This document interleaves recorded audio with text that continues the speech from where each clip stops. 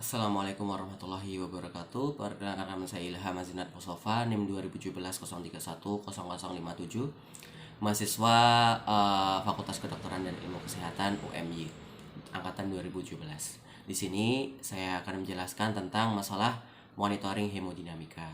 Jadi apa sih yang dimaksud sebagai monitoring hemodinamika itu?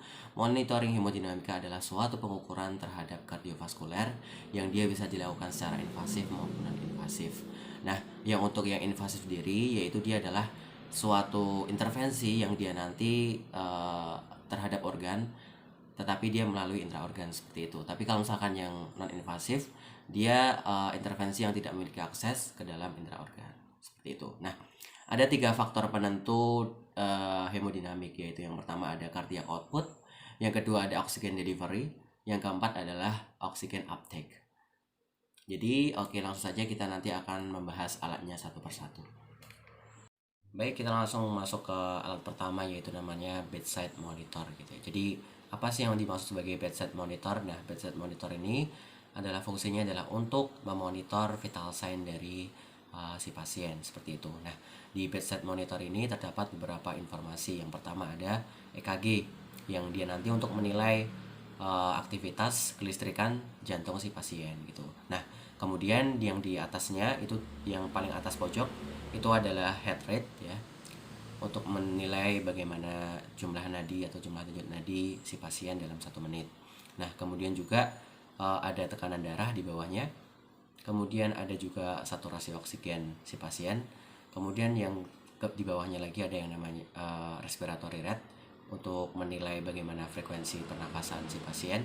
Terus yang terakhir ada temperatur atau suhu. Oke, untuk alat yang kedua ada yang namanya sinus pump. Jadi sinus pump itu fungsinya buat apa ya? Fungsinya dia nanti kan ada yang namanya sinusnya, ada pompanya. Nah, fungsinya adalah dia itu nanti adalah untuk menginjeksikan suatu cairan ke dalam pasien, di mana dia nanti bisa diatur jumlahnya dan juga dalam waktu tertentu seperti itu. Oke, untuk alat ketiga ada infusion pump. Jadi apa sih yang dimaksud sebagai infusion pump itu, apa fungsinya? Jadi fungsi dari infusion pump ini dia adalah suatu alat di mana dia nanti untuk mengatur jumlah cairan infus yang nanti akan diberikan kepada tubuh pasien secara otomatis gitu ya.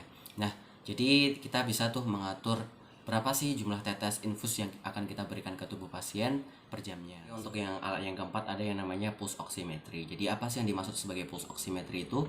Nah, pulse oximetry ini adalah suatu alat ya, dimana salah satu fungsinya adalah untuk menilai jumlah atau saturasi oksigen dari si pasien gitu ya.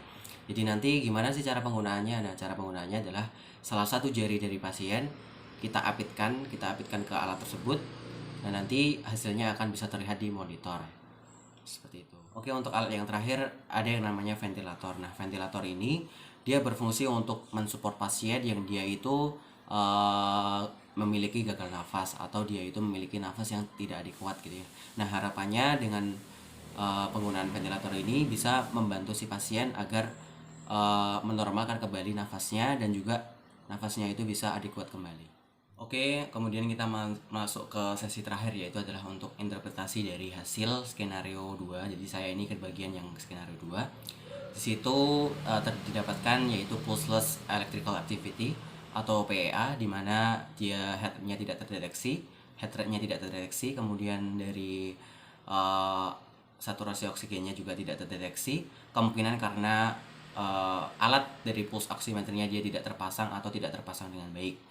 Nah, kemudian dari pernafasannya dia adalah pernafasan chain stop dengan respiratory rate-nya dia berkisar antara 12 sampai 15-an.